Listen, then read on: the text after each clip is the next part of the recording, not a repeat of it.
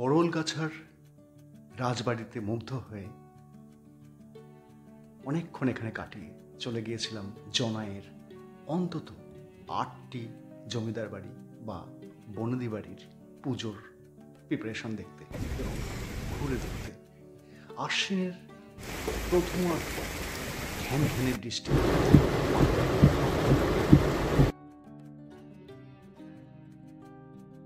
ভাগ্যিস গাড়িতে এসেছিলাম, তাই বাঁচোয়া অনেকটা।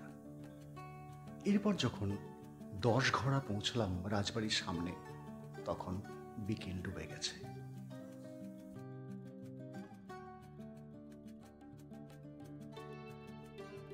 রাজবাড়ির সিংহ চিহ্নিত দুয়ার পার করে কাঁচামাটির রাস্তা ধরে পাশের জলাশয়কে রেখে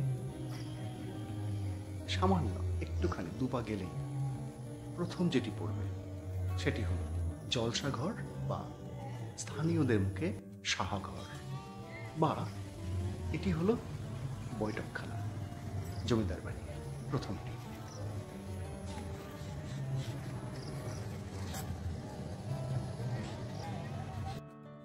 তার পাশেই রয়েছে নহবতখানা। এখানে একসময় সানাইয়ের সুরে ভেসে যেত গোটা গ্রাম।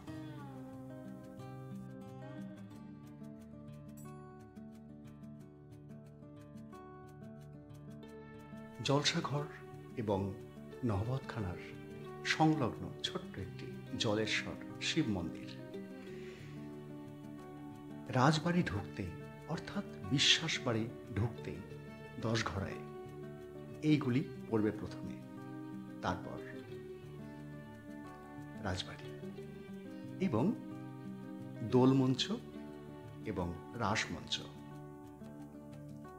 এটি রয়েছে এ পাশে, এই হলুদ রঙেরটা দোলমঞ্চ, এবং এটি হচ্ছে রাজবাড়ি বা বিশ্বাস বাড়ি।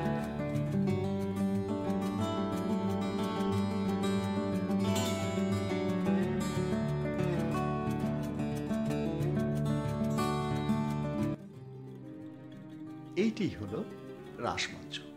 এখানে রাস এবং দোল উৎসব দুর্গাপুজোর মতোই ধুমধাম করে পালিত হয়।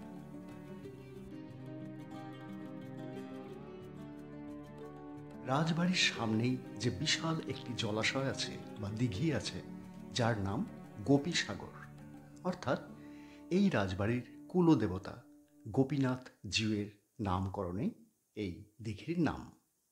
এখানেই এই বিশ্বাস বাড়ির দুর্গা প্রতিমা বিসর্জন হয়।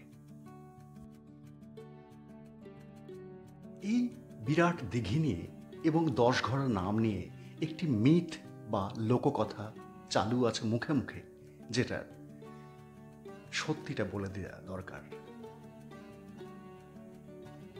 মুঘলদের আক্রমণে এখানকার জমিদাররা নাকি 10টি ঘোড়া ভর্তি করে মোহর এই দিঘিতে রেখেছিলেন, তাই এর নাম 10 ঘড়া।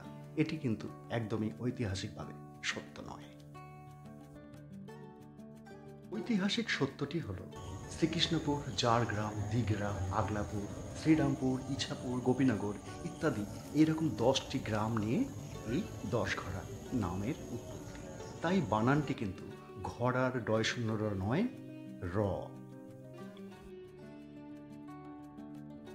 অপূর্ব টেরাকোটা কাজ সমৃদ্ধ এই মন্দিরটি কাজ দেখাতে পারলাম না অন্ধকারের জন্য, আপনারা অবশ্যই দেখে নেবেন।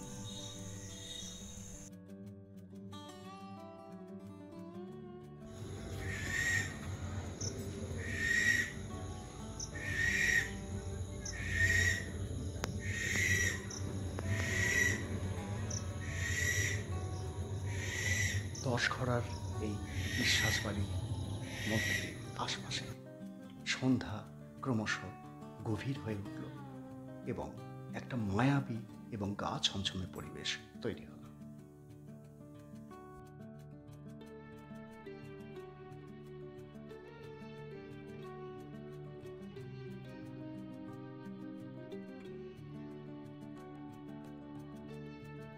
একটু গা ছমছমে ভাবের মধ্যে দিয়েই রাজবাড়ির পেছন দিকে সেই ঐতিহাসিক মন্দিরটিতে গেলাম, গোপীনাথ জিউয়ের মন্দির। ঘণ্টার ধ্বনি শুনতে পেলাম, সন্ধ্যারতি হচ্ছে।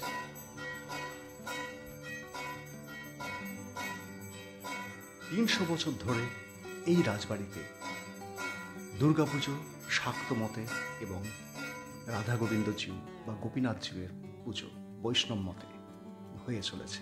এ এক অদ্ভুত মিশেল। আরেকটি মজার কথা, অষ্টমী এবং নবমীর সন্ধিক্ষণে যখন বলি হয় দুর্গাপুজোয়, তখন গোপীনাথ জিউয়ের কানে তুলো গুঁজে তাকে শুইয়ে রাখা হয়, কারণ তিনি বৈষ্ণব।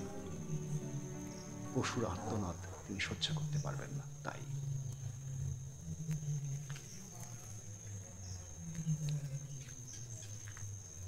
১০০ বছর আগে এই বিশ্বাস পরিবারের আদি নিবাস ছিল হরিদ্বার। তারপরে ওড়িশার রাজা বিশ্বাস উপাধি পান। তারপর চলে আসেন এই হুগলির ১০ ঘড়ায় জমিদারি পত্তন করে। সেইখান থেকে ৩০০ বছর ধরে চলে আসছে টানা দুর্গাপুজো। গোপীনাথ জিউয়ের সন্ধ্যারের দিন এবং তার মূর্তিও আপনাদের দেখাতে পারব। দেখুন,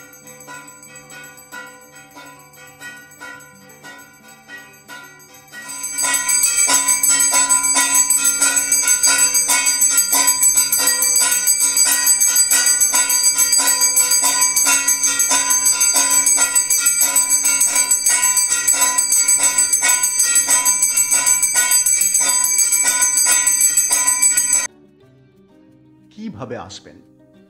তারকেশ্বর বা ধনিয়াখালী হল্ট স্টেশন থেকে অটোয় বা টোটোয় মাত্র ১২ কিলোমিটার, বাসেও আসতে পারেন ১০ ঘড়া। আর যারা গাড়িতে আসবেন তারা দুর্গাপুর এক্সপ্রেস হয়ে ধরে বর্ধমানের দিকে যাবেন। তারপর ধনিয়াখালী বা গুড়াপ ক্রসিং থেকে বাঁ দিকে ১২ কিলোমিটার গেলেই ১০ ঘড়া গ্রাম। এক্সপ্রেসওয়ের পাশেই পড়বে দুধসাদা কাশফুল। পৌঁছে যাবেন ঐতিহাসিক ১০ ঘড়া রাজবাড়ির গেটের সামনে। মনে রাখবেন, একমাত্র দুর্গাপূজার সময় এই বিশ্বাস বাড়ির মূল দরজা খোলা হয়। সুতরাং সেই সময় আসাই সবচেয়ে ভালো। বছরের যে কোনো সময় আসা যায়।